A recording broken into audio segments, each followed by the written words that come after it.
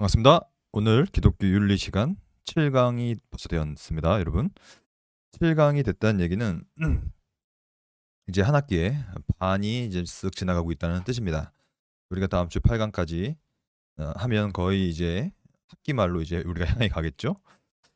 오늘 우리 주제는 사랑인데요. 사실 기독교 윤리라는 큰 담론 가운데서 우리가 이제 저번에 배운 것처럼 이 십계명이라든지 하나님의 명령이라든지 계명이라든지 이런 모든 내용들은 결국에는 사랑으로 귀결되지 않습니까? 결국에는 하나님을 사랑하고 이웃을 사랑하는 것. 근데 이게 사랑이라는 것이 이렇게 중요하고도 가치 있는 개념이요 담론이지만 여전히 이제 이 사랑에 관련돼서도 다양한 의견들이 존재하고 기독교 윤리 내에서도 어떻게 사랑을 실천할 것인가에 대해서 다양한 관점들이 존재한다는 얘기죠. 그러므로 오늘은 이 사랑이라는 큰 담론들을 좀 더 기독교 윤리적으로 어떻게 볼 수 있을지를 신학적으로 또 성경적으로 좀 살펴보려고 합니다. 일단 이 사랑은 뭐 여러 가지로 이제 이 표현하고 이제 설명할 수 있겠지만 저는 초대교회에서 벌어졌던 하나의 중요한 논쟁이 하나 있죠. 그것이 이제 도나투스파 논쟁이라고 하는데요. 여러분도 아마 초대교회사를 배우셨기 때문에 이게 뭔지는 이제 딱 인식이 되실 겁니다. 사실 저는 개인적으로 뭐 모든 수업, 모든 그 교회사 수업이 다 중요하지만 초대 교회사 정말 중요하다고 생각해요. 왜냐면 초대 교회사 내에서 웬만한 신학 논쟁이 다 벌어졌고 다 이제 하나하나가 예를 들면 고대 3대 신조 있지 않습니까? 신경, 니케아 신경, 컨스탄티노플 신경, 칼케돈 신경 이런 신경들을 통하여서 정통 교리가 이제 딱 확립되지 않았습니까? 그만큼 초대교회 역사사 속에서의 논쟁이라든지 역사의 흐름이라든지 신학적 배경들은 진짜 중요해요. 그중에 하나 여러분들이 이제 익히 알고 있는 들어왔던 논쟁이 하나 있지요. 이것이 도나투스파 논쟁입니다. 이거는 이제 아우구스티누스와 어거스틴이라고도 하는 아우구스티누스와 이제 도나투스파와의 논쟁인데요. 여러분 아시다시피 이 초대교회 당시에는 뭐가 있었냐면 박해가 있었죠, 박해. 우리가 이제 나중에도 이 박해에 대해서 좀 배우게 될 거거든요. 박해를 당할 때 우리는 윤리적으로 어떻게 행동해야 될 것인가의 문제인데 이 박해가 있다는 것은요. 뭐 우리 21세기 맥락 특별히 이 한국이라는 이 종교의 자유가 있는 나라에서는 이게 크게 피부로 와닿지 않는 거가 이제 박해 아닙니까? 근데 사실 이 박해는요. 끔찍한 거거든요. 그래서 우리는 그 누구도 "왜 그때 그 박해 때 당신은 배교했습니까?"라고 함부로 얘기할 수 없는 거예요. 그게 왜 그러냐면 뭐 우리야 그런 것을 안 겪어서 그렇지만 실제로 여러분들 막 진짜 막 고문을 당해 보세요, 고문을. 저는 개인적으로 저는 믿음이 약하기 때문에 너무 막 고문을 하면요 저는 이거 배교할 것 같다는 느낌이 드는 거예요 저는 솔직히. 제가 솔직히 말씀드리면. 아니 생각해 보세요. 막 고문을 뭐 대충 하겠습니까? 고문 기술자들이 와 가지고 진짜 인간의 고통 중에 가장 고통스러운 부위와 부분을 그 시간에 맞춰서 막 고통스럽게 만들면 이거 버틸 재간이 있겠습니까 이거? 여러분들 초대교회에서 읽어보면 이 박해가 워낙 많았기 때문에 로마 이 박해 이후에 이 역사들을 읽어보면 교회에 이제 딱 문이 열려서 처음으로 이제 박해 이후에 교회에 갔더니 저마다 그냥 고문의 흔적들이 막 어떤 사람은 발이 없고 다리가 없고 막 손가락이 없고 막 눈 하나 없고 막 이렇게 막 고문의 흔적들로 가득 찬 채 모였다고 하잖아요. 그만큼 박해가 심했으니까. 근데 이 맥락이 딱 그런 맥락입니다. 어떤 맥락이냐면 이 도나투스파라는 이 소위 이제 분파라고 하는데 이 분파가 소위 신앙의 순수성을 지켰던 집단이었거든요. 그러니까 아무리 고문을 해도 아무리 이제 힘들게 해도 끝까지 신앙을 지킴으로 순교했던 자들 그리고 그 순교를 독려했던 그게 이제 도나투스파들 아닙니까? 그러니까 이제 도나투스파는 사실은 신앙적으로 정말 가장 순수했고 가장 이 위기를 고문으로 몸소 체험했던 몸소 겪어냈던 사람들이었다는 얘기죠. 근데 이제 드디어 역사가 흐른 다음에 박해가 이제 끝나죠. 그래서 이제 심지어는 박해가 끝난 이후에 기독교가 공인되지 않았습니까? 그러니까 박해가 끝나고 나서 이제 논쟁이 터진 거예요, 사실. 이 박해가 끝나니까 이제 어떤 일이 벌어졌냐면 소위 이 박해당할 때 배교했던 목사들 있지 않습니까? 배교했던 교회 지도자들. 근데 그들을 어떻게 할 것인가에 대한 것이 논쟁이에요. 즉 신앙을 버리고 기껏 자기 하나 살겠다고 자기 목숨 부지하겠다고 이게 도나트 스파 입장에서는 신앙을 버리고 변절했던 교회 지도자들한테 받는 세례가 여전히 유효한가 유효하지 않은가로 논쟁이 붙은 거예요. 그러니까 어찌 보면 이 도나트 스파 논쟁은 교회론적 논쟁이죠. 그래서 아니 최소한 이 그 고문과 박해를 견뎌내서 신앙의 순수함을 지켰던 사람들한테 세례를 받아야 그것이 참된 세례지. 그 무슨 뭐 자기 뭐 헌신짝 버리듯 좀 고문한다고 해서 신앙 버려버리는 그런 교회 지도자들한테 세례받는 것이 그게 과연 유효한가? 그래서 이게 막 키프리한 교부들과 막 이 주교와 막 싸운 거 아닙니까? 막 그거 갖고 이제 논쟁한 거 아닙니까? 그러면서 이제는 우리는 더 이상 그러니까 도나투스파들은 우리는 더 이상 저렇게 더러운 변절자들과 이 타협한 자들과는 함께하기 싫습니다. 하고 이제 교회를 떠나버린 게 도나투스파 분파주의가 된 거 아닙니까? 또 이 신앙의 순수성을 지키기 위하여. 그러니까 이건 여러분들이 장로교회사 같은 거 배우시면 이 장로교회라는 것이 분열의 역사 아니었습니까? 교단이 분열되고 그 분열되는 여러 가지 이유가 있는데 예를 들면 뭐 WCC 문제 때문에 아니면 뭐 성령 무호성에 대한 교리 논쟁 때문에 아니면 그 신사 참배 문제 이런 것들 때문에 이제 계속 갈라진 거 아닙니까? 그러니까 갈라질 때마다 어떤 일이 벌어졌냐면 그 소위 신앙의 순수성을 지켰던 사람들 절대로 신사 참배하지 않고 막 이런 분들 뭐 재건파라고도 하고 저 순장 저기 서울성경신학대학원 교단이죠. 그러한 신앙의 순수성을 지켰던 사람들이 늘 했던 말이 나는 이제 더러운 놈들과 함께 있기 싫습니다 하고 나가는 게 분파거든요. 그게 이제 분열의 역사였죠. 똑같아요. 그래서 이 도나투스파 같은 경우에도 이제 나는 이제 박해를 타협한 사람들과는 함께하기 싫다고 나간 것이고 그때 이제 아우구스티누스는 어떤 입장을 취했냐면 아니다.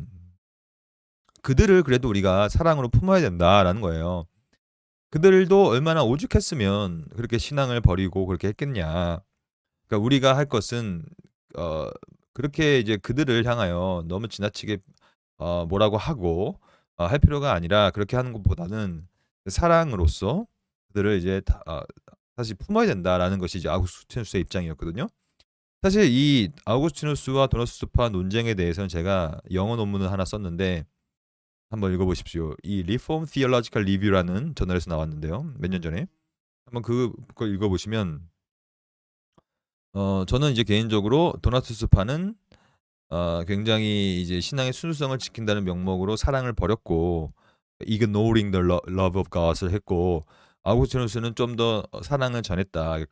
conveying love라고 해가지고 제가 이게 논문 하나 썼었거든요. 그게 다 이제 사랑에 대한 즉 오늘 주제인 사랑. 즉 우리는 우리 형제들한테 어떻게 대할 것이냐. 사랑으로 대할 것이냐 아니면 어떤 정절로 대하여서 그들을 배척할 것이냐의 문제거든요. 근데 사실 기독교 신학도 그렇고 이 기독교 윤리 가운데 이 사랑이라는 것이 참으로 이제 놀라운 계명 아닙니까? 심지어 성경은 대단히 이제 왜냐면 성경이라는 것은 의도성 있게 기록되어진 것인데 말씀이 근데 약간 우선순위로 두는 듯한 뉘앙스를 풍겨요. 그런즉 믿음, 소망, 사랑 이 세 가지는 항상 있을 것인데 그중에 제일은 사랑이다. 그러면 이렇게 얘기해 버리면 그럼 믿음과 소망은 사랑보다 열등한 거냐? 그중에 제일인가 제일이 아닌 거라고 우리가 또 오해할 수 있는 거 아닙니까? 근데 왜 이런 말을 썼을까요? 이 바울 사도는 뭐 여러 가지 이유가 있어요. 근데 뭐 다른 거 다 차치하고 오늘 우리의 맥락 사랑이라는 관점에서 봤을 때 사실 믿음과 소망도 그 근거는 사랑이거든요. 그러니까 저는 그렇게 좀 풀려고 하는 것이죠. 왜냐하면 우리에게 믿음을 주시는 이유도 결국에는 하나님께서 우리를 사랑하셨기 때문에 그래요. 그럼 이것을 여러분 구원론적인 시각에서 좀 살펴볼 필요가 있겠습니다.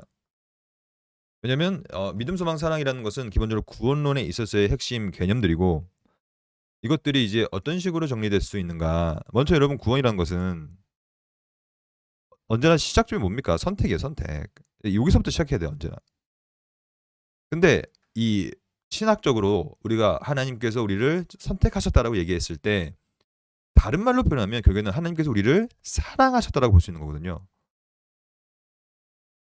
우리가 아직 그를 사랑하지도 않고 우리가 아직도 아무것도 모를 때 하나님께서는 우리를 영원전부터 사랑하시는 거거든요. 그러므로 사랑이 곧 선택의 등치어라고 봤을 때, 즉 하나님이 세상을 이처럼 사랑했기 때문에 또한 우리들을 사랑했기 때문에 선택하셨다는 차원에서는 봤을 때 이 사랑이라는 이 개념이 가장 시작점인 거예요. 구원에 있어서. 그거는 이제 여러분들 그 무슨 말인지 알겠죠, 지금? 그러니까 이걸 뭐 굳이 제가 하나님의 작정과 예정으로 풀지 않아도 여러분들 이해하실 거예요. 그러면 이 사랑하기 때문에 그래서 우리를 부르시는 거예요. 그러니까 사실 소명, 이 부르심도 사랑에 근거한다고 우리는 이해할 수 있는 것이죠. 그리고 부르시면 그다음 중생하시는 거 아닙니까? 거듭남을 주시고 그다음에 회심을 하게 만들어 주셔서 이 회심의 결과가 뭐예요? 믿음 아닙니까? 믿음. 그러니까 믿음이 우선이냐 사랑이 우선이라고 굳이 얘기한다면 하나님의 사랑이 우선이라는 얘기죠. 그중에 제일은 사랑이다. 그리하여 이 부르심과 중생과 회심과 믿음은 우리에게 뭘 갖다 주냐면 소망을 갖다 주는 거 아닙니까? 소망. 이 소망은 어떤 소망이냐면 믿음 이후에 칭의 이후에 견인되어서 영화까지 이룰 수 있는 이 구원의 이제 완성 아닙니까? 그러니까 이 영화까지 이르는 소망을 갖게끔 만들어 주는 것도 그 이유가 뭐냐면 이런 말이 나오죠, 성경에. 그 어떤 것도 하나님의 사랑에서부터 우리를 끊을 수 없다. 그것이 소망 아닙니까? 우리에게. 그러니까 하나님의 사랑이 우리한테 끊어지지 않는다는 것이 소망이라면 그 근거는 영원 전부터 창세 전부터 우리를 선택하신 그 사랑 때문이다라고 구원론적으로 저는 풀었고 뭐 여러 가지로 풀 수 있어요, 사실 이 본문을. 저는 좀 더 구원론적으로 푸는 게 옳다라고 생각해서 풀었고 이런 관점에서 봤을 때 사랑은 결국에는 제일이죠. 그러니까 제일 우선순위를 지니게 된다라고 저는 생각합니다. 그런 식으로 해석하는 것이 또 옳다라고 저는 생각이 들고요. 그래서 가장 큰 계명이 사랑이고 동시에 또 이런 말을 써요. 성경은 또 새 계명이 사랑이다. 새 계명이 있다면 옛 계명도 있겠죠. 그러니까 옛 계명 같은 경우에는 구약의 율법이라든지 또한 우리가 뭔가 행함으로 열심히 해야 된다는 그런 뉘앙스가 풍길 수밖에 없는 물론 그것도 오해였지만 우리가 배웠죠. 십계명 배울 때. 하지만 그 세 계명을 하지만 너희에게 이제 주는 거예요. 근데 이거를 주고 나서 이제 이 세 계명의 결과론적으로는 너희는 어떻게 되냐면 서로 사랑하라는 얘기죠. 그러니까 이 사랑이라는 것이 그 이유는 사실 분명합니다. 네. 그 이유는 이미 새 계명을 받았다는 얘기는 뭐냐면 하나님의 선택적인 사랑을 우리가 경험했다는 얘기고 그래서 새 계명을 받은 것이죠. 그러므로 우리가 할 것은 그 우리가 우리를 구원해 주신 가장 근본 토대인 하나님의 사랑을 이제 전하라. 또한 서로 너희도 사랑해라. 그래서 이렇게 말하고 있는 거예요. 제가 아까 설명드렸던 거 이걸로 한번 풀어볼게요. 내가 너희를 사랑한 것 같이 보세요. 이걸 다른 말로 하면 내가 너희를 선택한 것 같이 그래야 내가 너희를 선택하였기 때문에 너희를 구원하기 위하여 독생자를 보냈다는 사실을 너희가 경험한 것처럼 이제 너희도 어떻게 하라? 서로 사랑하라.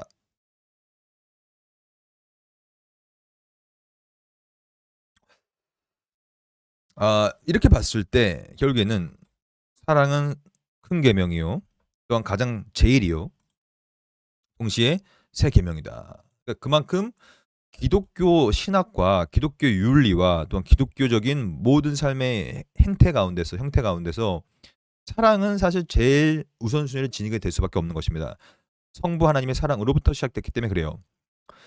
그렇다면 이렇게 따져버리면 결국에는 사랑이 그러면 기독교 윤리의 궁극적 기준이냐라고 질문할 수 있겠죠. 그 질문을 저만 한 게 아니라 이 조셉 플래처라는 분이 있지요. 굉장히 유명한 분이잖아요.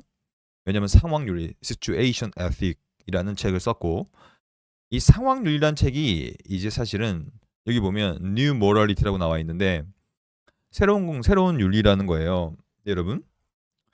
새로운 거는요.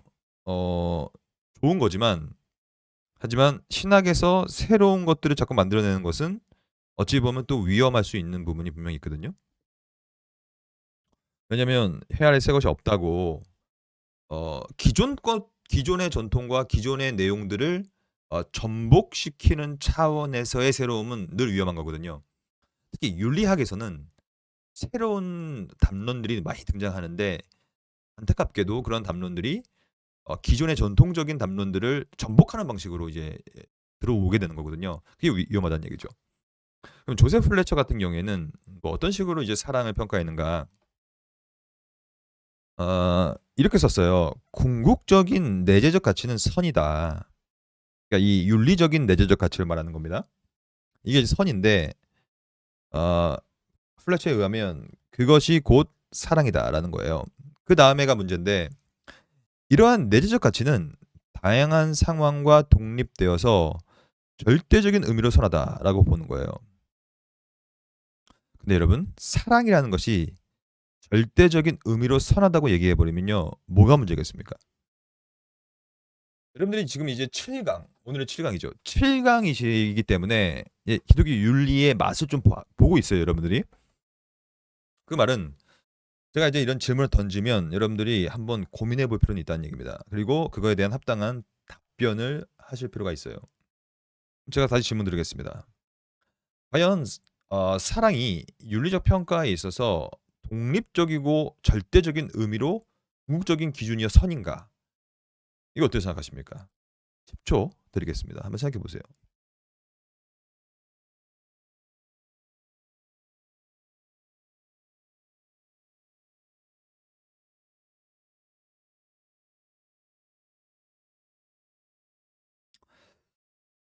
사실 이런 게 참 아쉬운데 우리가 대면 수업했으면 이 질문을 가지고 완전 엄청난 토론을 했을 텐데 왜냐면 이 질문에 대해서 다양한 의견들이 있을 거니까. 근데 사실 이거 뭐 아무도 뭐 여기 없고 저 혼자 지금 이거 찍고 있고요. 이거 되겠습니까? 이렇게 하면? 네, 안 됩니다. 교육은. 네, 어쩔 수 없죠. 그럼 여러분, 음, 먼저 그 질문에 답을 드리기 전에 좀 조셉 플래처가 말했던 상황윤리, 특별히 이 상황윤리라는 게 뭐냐는 걸 먼저 봐야 되겠죠?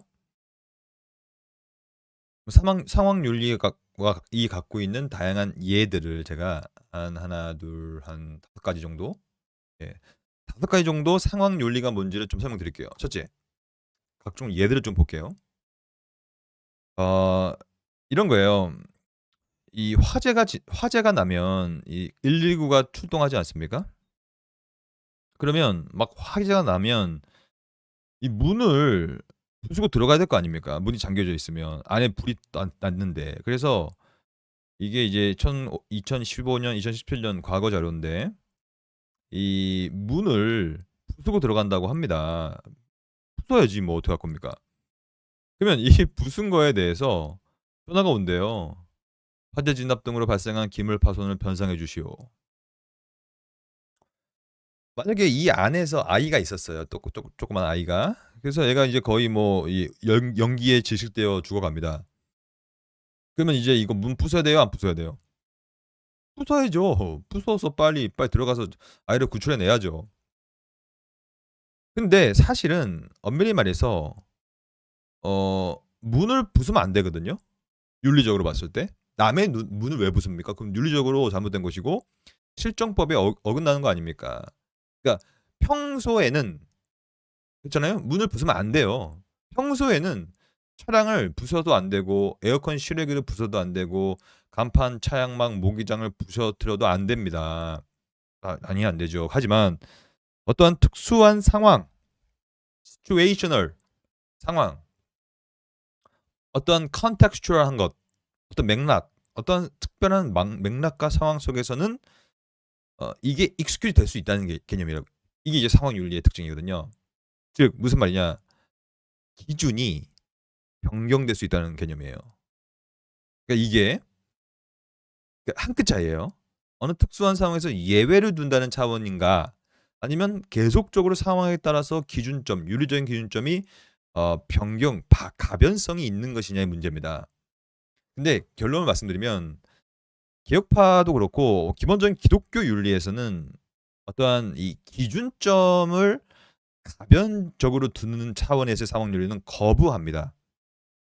왜 그러냐면 그러면요. 누가 어떤 일을 죄를 지었어요. 근데 "왜 당신은 그거 했습니까?"라고 얘기하면 "아니 상황이 어쩔 수 없었습니다." 이렇게 하면 싹 다 익스큐즈가 돼 버리기 때문에 가능하면 그 여지를 남기려고 하지 않는 거거든요. 근데 만약에 이렇다면 이 차량 같은 경우에도요. 구급차가 이 쪼끔 골목길에 들어가려면요. 이 주차된 차 때문에 들어갈 수가 없대잖아요. 그래서 제가 얼마 전에 찾아봤더니 이제 법이 바뀌었어요. 그래서 이 소방도로에다가 불법 주차한 차들은요. 소방차가요. 그냥 쫙 그냥 긁고 지나가 버려도 상관없답니다. 그리고 그 막 그냥 박아 버려 가지고 옆으로 그냥 촥 찌러뜨려 버리고 지나가도 상관없대요. 그런 식으로 법이 개정됐다고 합니다. 하여튼 그리고 뭐 이런 것들, 이런 거 하나하나 부서지는 것들. 그러므로 원래는 부서뜨리면 안 되는데 상황에 따라서 부서뜨릴 수 있다라는 것들을 극대화시킨 것이 상황 윤리거든요. 하나 더 볼까요? KBS 뉴스입니다. 이게 이제 뭐냐면 도둑에다가 이제 폭력을 행사하는 게 어디까지 가능하냐의 문제예요. 그래서 이게 이제 정당방위 문제인데 정당방위도 상황 윤리에 따라서 엄청 달라지거든요. 예를 들면 도둑이 왔어요. 근데 이 도둑이 왔는데 하필이면 이 격투기 선수 집에 온 거야. 예를 들면. 이 격투기 선수는요 온몸이 살인 무기 아닙니까? 일반 사람이 덤비면 바로 그냥 죽어요. 초크 당하면 기절해 죽죠. 그래서 예를 들면 이 도둑이 들어왔는데 어리버리하게 들어와 가지고 왔다 갔다 하다가 이 주인을 만나 가지고 죽도록 맞았어요. 그래 가지고 결국엔 죽었어요. 그러면 이건 누구 잘못 이거 어떻게 되는 겁니까 이거 법적으로. 이 문제입니다. 그러니까 상황 윤리를 극대화시키면 어차피 그 상황 속에서 이거 정당방위 아니었습니까? 도둑이 들어왔으니 나는 자기 방어한 겁니다. 물론 평소에 격투기 선수는 남을 절대 때리면 안 됩니다. 온몸이 살인 무기인데. 그래서 원래 이 복싱이라든지 격투기 하는 사람들은 일반 사람들과 원래 싸우지 않잖아요. 왜냐하면 싸우면 그냥 남 죽으니까. 근데 이러한 특수한 상황 속에서는 온몸이 무기인 이 격투기 선수가 자기의 스킬을 백분 발휘하여 도둑을 죽여버려도 된다라는 겁니다. 이 문제라는 얘기예요. 그러니까 이게 뭐 이 기독교 윤리적인 관점에서 보고는 있지만 또 나중에 평가하겠지만 일상생활 속에서도 이런 일들은 많이 벌어지고 그래서 이 법이 필요한 거 아닙니까? 어떠한 구체적인 이해 또한 판례에 의하여서 어디까지 정당방위고 어디까지가 상황 윤리고 이런 것들을 이제 분석 평가하는 것이 바로 법에 하는 일인데 그러니까 이것도요 똑같아요. 어떤 이 예외 상황 속에서 우리가 인정할 것이냐 아니면 이 특수한 상황을 일반적인 상황으로 일반화를 해 버릴 것이냐. 근데 만약에 특수한 상황을 일반화해 버리면요. 그거는 더 이상 특수한 상황이 아니므로 상황 윤리의 길을 열매 있어서 크게 열릴 수 있는 여지를 두는 것이죠. 왜냐면 특수한 것들이 다 일반화적으로 돼 버리고 너도 나도 다 할 수 있게 돼 버리니까. 이것도 인제 큰 문제가 되는 것이죠. 세 번째 이해. 이게 이제 이 장발장 얘기 아닙니까? 저도 이 영화를 재밌게 봤는데 이 장발장이라는 사람이 참 기구한 운명 아닙니까? 아니 생각해 보세요. 여러분들이 이제 한 아이의 아버지인 거예요. 근데 이 아이가 며칠을 굶은 거예요. 그래서 이제 곧 죽어가는 것이죠. 예. 근데 이제 이 사람은 뭐 예를 들면 이제 굉장히 이 사회복지의 사각지대에 있어 가지고 시스템의 도움도 못 받고 결국에는 애가 죽어갈 때 과연 그 애한테 빵 하나 우유 하나를 사줄 돈도 한 개도 없는 거예요. 그때 어떻게 할 것이냐. 빵 하나 훔쳐 가지고 애한테 준 걸 때문에 이제 평생 감옥에서 썩는 일이 과연 정당한가의 문제인데요. 그게 이제 이런 문제 아닙니까? 장발장이라는 것이 뭐 근대에 어떠한 이 뭡니까 빈익빈 부익부 이 문제와 또한 어떤 기아 문제, 소외 문제, 사회적인 약자의 문제, 또 경제적 불평등의 문제 막 이런 것들이 막 얽히고 설킨 아주 좋은 그런 건 아닙니까? 그러니까 과연 어느 상황 속에서는 그것이 오케이 할 수 있을 것이냐. 그래서 소위 이제 실정법 가운데서는 그게 있잖아요. 뭡니까? 정상 참작 이런 게 있잖아요. 그래서 '아 이 사람은 진짜 이거 이럴 수밖에 없었네.'라고 참작해 주는 것도 있지만 그것을 어디까지 열 것이냐. 특별히 우리는 이제 기독교 윤리 시간을 이제 보내고 있으니까 이 기독교 윤리적인 관점에서 특히 교회 내에 어느 정도 상황 윤리를 열 것이냐 문제거든요. 어떤 사람이 있어요. 원래 이제 죄를 지으면 언약 공동체인 교회는 치리할 수 있어야 되잖아요, 치리. 치리는 남을 죽이기 위함이 아니라 살리기 위함이죠. 그래서 그 사람을 다시 갱생시키고 회심시켜서 다시 회개시켜서 다시 한번 새로운 삶을 살 수 있도록 도와주는 것이 치리인데 근데 이제 그 사람이 어떤 죄를 지었어요. 아주 큰 죄를 지었어요. 근데 또 상황을 살펴보니까 또 어쩔 수 없는 부분이 있다고 생각해 보십시오. 그러면요. 이게 교회에서 누구는 어느 상황 속 치리하고 누구는 치리하지 않고 이것도 되게 애매한 거거든요. 사실 지금 여러분들은 이제 뭐 전도사님으로서 부서 사역을 하실 텐데 여러분은 나중에 담임 목사가 된다고 생각해 보십시오. 그러면요. 전부 다 이런 내용이에요. 어떻게 어떠한 상황 속에서 어떠한 결정을 할 것이냐, 어떤 선택을 할 것이냐의 문제. 근데 그 선택이 어려운 이유가 전부 다 상황 윤리에 걸려 있는 거거든요. 막 그냥 어떤 장로님이 오셔서 그 상황을 막 얘기하면서 "아이 목사님 그 집사님 그 상황은 이렇기 때문에 이거 이해해 줘야 됩니다." 막 그러고 또 어떤 장로님 오셔 가지고 "목사님 그러면 안 됩니다. 그렇게 여디로 두면 안 됩니다. 예배를 만들면 안 됩니다. 우리는 그냥 FM대로 처리해야 됩니다." 막 이러면서 그리고 막 그냥 그 죄를 지은 집사님의 어머니 권사님이 오셔서 울면서 막 "목사님 막 우리 아들이 원래 그런 애가 아닌데" 막 이렇게 상황이 막 이제 여러분한테 오는 거예요. 어떤 선택하시겠습니까 여러분? 이건 비단 어떤 담임 목사뿐만이 아니라 여러분들의 개개인의 삶, 저의 개개인의 삶도 마찬가지 아닙니까? 우리는 어떤 일을 할 때 스스로 엄청나게 극대화시키죠, 상황 윤리를. 그래서 이렇게 생각하죠. '그래 뭐 이런 상황 속 어쩔 수 없었잖아. 이런 상황 속에서는 심지어 어쩔 수 없었잖아.'라는 레토릭이 어떤 식으로 변질되냐면 '그래 하나님도 이해해 주실 것이야.' 지 멋대로 이렇게 생각하죠 우리는. 자기 맘대로. 그래 이 상황은 이러니까 이게 계속 이제 타협하는 거거든요. 그래서 하나님의 작정을 우리가 침범하는 것이죠. '하나님은 이게 하나님의 뜻이었을 거야. 이해하시겠지.' 이런 식으로 하는 거 아닙니까? 이게 우리 안에 벌어질 수밖에 없는 이 상황 윤리의 연약한 부분들이거든요. 하나 더 볼까요? 죄와벌이라는 소설이 있죠. 이 도스 도스토옙스키 이 러시아 사람이기 때문에 언제나 욕 같죠. 스키 이 새끼 죄송합니다. 제가 욕한 거 아니에요. 저는 이 이름을 부른 것뿐입니다. 뭐 예스키, 예프스키 막 이런 거 많잖아요. 근데 이분이 썼던 이 책은 죄와 벌이라는 책은 정말로 이 클래식 중의 클래식인데 Crime and Punishment. 야 심지어 월드워스 클래식스. 그러니까 이 책은 이제 세계 문학 걸작의 하나 중에 있어서 1866년에 러시아 통보에서 발표된 책인데요. 이 책의 내용 여러분들 아마 읽어보신 분들은 기억하실 텐데 이 책을 보면 이 소냐가 등장해요. 소냐. 이제 소냐가 이제 뭡니까? 가족을 살리기 위해서 매춘부가 되지 않습니까? 그러면 매춘부가 된 소냐를 우리는 어떻게 평가할 수 있을까의 문제인데요.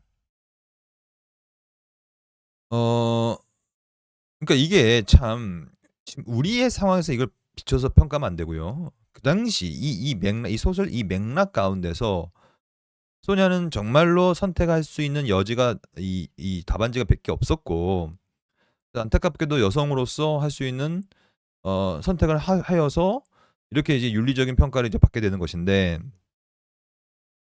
그럼 이거에 대해서 우리는 어떻게 할 거냐는 문제죠. 저는 사실 제가 예전에 어떤 학회에서 이제 어떤 목사님들과 이제 학회를 하면서 이런 질문을 저한테 하시더라고요. "아 교수님 제가 인제 어떤 교회 담임 목사인데 우리 교회에 이제 새신자들이 들어왔는데 젊은 아가씨들이 들어왔대요. 근데 이제 그분들이 이제 막 11조도 많이 내고 막 이게 교회에 이제 헌금도 좀 많이 내시고 막 이런 분들이었던 거예요. 이제 젊으신 여성분들이었는데도 불구하고 나중에 알고 보니까 이분들이 이제 직업 여성들이었던 것이죠. 그래서 이제 그러면 이분들이 이제 번 돈은 결국에는 이제 본인의 직업을 통하여 번 것인데 그것을 이제 헌금으로 바치고 교회에서 그것을 이제 사용하는 것이 옳은가의 문제인데요. 여러분 어떻게 생각하세요? 여러분들이 담임 목회하고 있는 교회에 그런 여성분들이 오셔서 헌금을 내신다면 어떻게 하시겠습니까? 뭐라고 하시겠습니까? 아니면 이런 것도 있죠. 어떤 장로님이 계신데 그 장로님이 이제 그걸 하시는 거예요. 이 주점을 하시는 거예요. 뭐 장로님이 주점을 하는 것도 이상하지만 하여튼 뭐 그런 어떤 음식점, 그래요. 음식점이 낫겠네요. 음식점을 하고 있는데 음식점은요. 술을 파는 것과 안 파는 것은 이 매출이 너무 차이 나잖아요. 그래서 사실 고깃집을 하시는 분이 뭐 술을 안 팔면요. 고기 먹으러 와서 술 먹으러 오는데 "술 없습니까?" "없습니다." 막 이러면 누가 가겠습니까? 그래서 이 장로님이 하는 이 고깃집에 술을 판매하고 심지어 이 장로님은 믿음이 약하여 주일날에도 장사를 한다고 생각해 보십시오. 그러면 주일날 술을 팔는 수입을 다시 11조 내고 헌금 낼 텐데 그럼 그런 것들을 어떻게 헌금 연료로 평가할 수 있느냐의 문제입니다. 그러면 여러분들이 아마 또 여기서 여러 가지 생각이 들겠죠. 아니 뭐 직업 여성들의 어떤 직업도 이게 숭고한 거 아닙니까? 이렇게 얘기할 수도 있겠죠. 그래서 그들이 벌었던 돈도 얼마든지 하나님 나라를 위해 쓸 수 있는 거 아닙니까? 아니면 그 장로님 그거 어쩔 수 없지 않습니까? 그럼 결국에는 그렇게 따지면 우리는 아무런 경제 활동을 하지 말아야 되는 거 아닙니까? 라면서 또 옹호할 수도 있는 거고요. 어떤 분들은 또 극단적으로 "절대 안 됩니다. 그런 헌금은 받아서도 안 됩니다." 막 이런 식으로 하는 분도 있을 거 아닙니까? 무슨 말입니까? 굉장히 그 각가지 상황들이 이제 이걸 어떻게 할 것이냐로 우리한테 이제 질문을 해줄 수밖에 없는 것이고 중요한 것은 결국에는 그러면 기준은 어떻게 할 것이냐 문제라는 얘기예요, 기준. 그러니까 이게 여러분과 제가 이 상황 속에 치지 않았기 때문에 제가 편하게 얘기할 수 있지만 이 상황에 닥쳤을 때 과연 우리는 상황 윤리를 쫓지 않을 수 있는가의 문제입니다. 그래서 다음화는 그래서 이런 내용들을 이렇게 얘기해요. 우리가 아까 이제 처음에 본 질문을 좀 다시 던져보면 결국에는 사랑이 윤리적 평가에서 궁극적 기준이 돼 버리고 잘 보십시오. 이거 중요한 내용이에요. 이걸 이해해야 이제 이 다음으로 넘어갑니다. 그러니까 다시 설명 드려 볼게요. 플래처 같은 경우에는 그 어떤 것보다도 사랑이 가장 절대적인 의미로 선하다고 본 거예요. 그러므로 이 사랑을 따르다 보면 어떠한 상황 속에서도 그것이 옳다. 즉 어떠한 일을 하더라도 사랑으로 했다라면 어떠한 상황 속에서도 윤리적으로 옳다라고 평가할 수 있다라는 것이 상황 윤리를 썼던 조세프 플래처의 입장이란 얘기예요. 그러면 그 입장에 대해서 다음화는 이런 식으로 이제 평가를 하고 있는 것입니다. 잘 보십시오. 플래처에게는 사랑이라는 동기를 가지고 행동한다면 간음조차도 결국 죄가 되지 않는다. 무슨 말인지 알겠죠? 즉 소냐 볼까요? 만약에 소냐가 정말로 가족을 사랑하기 때문에 이 맥락에서는 가족을 너무 그러니까 즉 사랑하기 때문에 매춘부가 되었기 때문에 사랑이라는 것은 언제나 독립적이고 플래처에 의하면 절대적인 의미로 선하기 때문에 결국에는 괜찮다라고 죄가 되지 않는다라고 얘기한다는 얘기예요. 그러므로 간음은 사랑에 근거했다면 그 자체가 내적으로 악한 것이 아니다. 뭐 이렇게 따지면요. 뭐 간통 생각해 보세요. 간통. 여러분 불륜을 저지르거나 할 때 다들 뭐라고 얘기합니까? "우리는 사랑했어요." 사랑했어요. 근데 사랑해 뭐 오케이. 사랑한 건 오케이. 사랑할 수 있으니까요. 근데 사랑했다고 해서 간음이 죄가 안 되면 그건 뭐 잘못된 거 아닙니까 기본적으로. 그렇잖아요. 사랑의 대상은 부부로서 자기 원래 부부가 돼야 되는데 다른 대상을 사랑한 거니까. 그러므로 이 플래처 같이 사랑이 최우선 권위를 지녀 버리면 상황에 따라서 그 사랑 때문에 한 것은 선이 될 수도 있고 사랑이 없었을 때는 그것이 악이 될 수 있는 것처럼 되는 거예요. 플래처가 제시한 신뢰에서는 그 여자의 간음은 악한 것이 아니라 오히려 선한 것으로 평가되어 있죠. 그러니까 이런 소냐 같은 경우에도 플래처의 입장에서 봤을 때는 이거는 윤리적으로 선하다. 왜냐면 사랑했기 때문에 했으니까. 이렇게 되는 거예요. 그러니까 유명한 뭐 무슨 드라마인가요? 무슨 대사가 있잖아요. 어, 저는 그냥 사랑한 죄밖에 없습니다. 그러니까 사랑한 죄밖에 없습니다라는 표현이요. 정확히 상황 윤리에 대한 관점에서 말할 수 있는 거거든요. 아니 이거 사회적으로 지탄받는 거 맞아요. 근데 사랑했는데 어떡할 거예요? 사랑한 거밖에 없어요. 죄가 없어요. 이렇게 얘기하는 것이죠.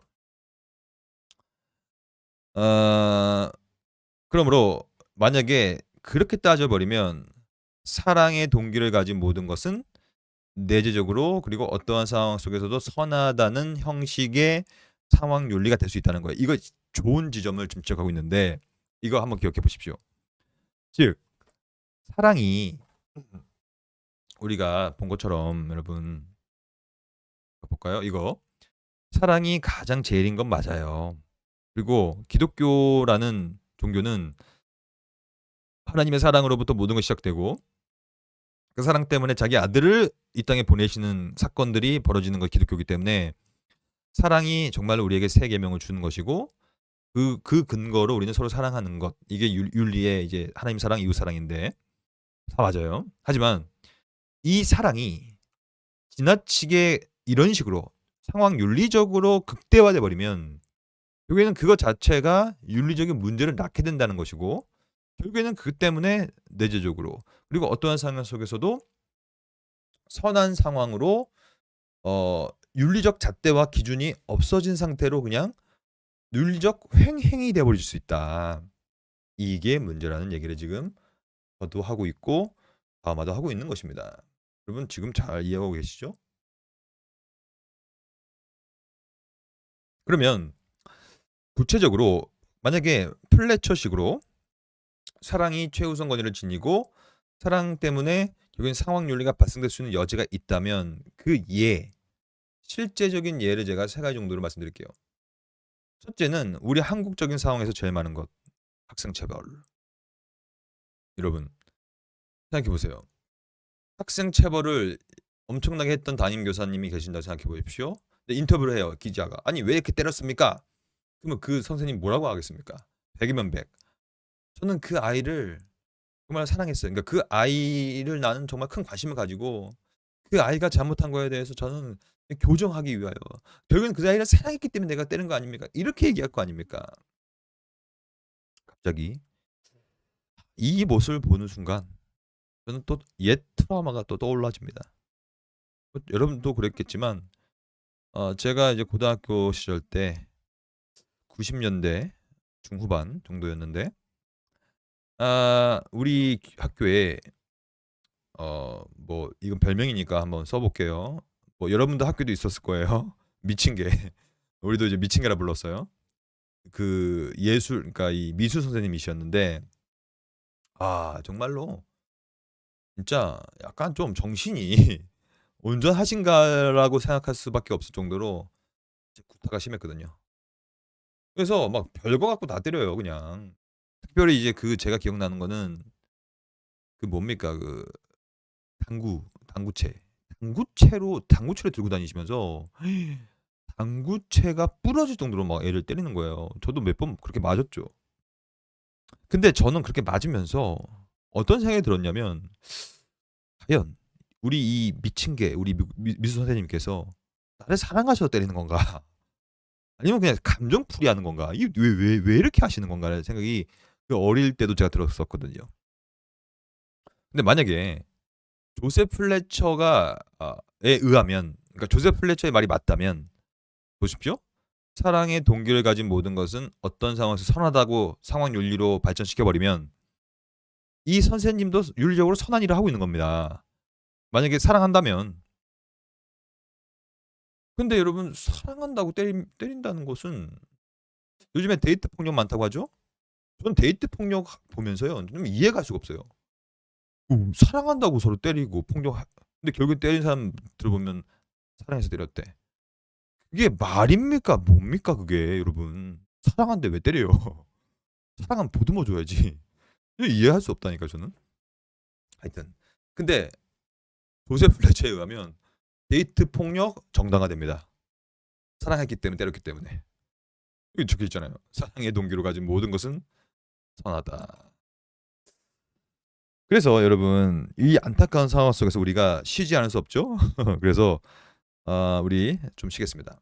쉬었다가 돌아와서 또 이 상황 윤리의 사랑의 관점 내에서 보는 새로운 신뢰들을 좀 더 살펴보려고 하겠습니다.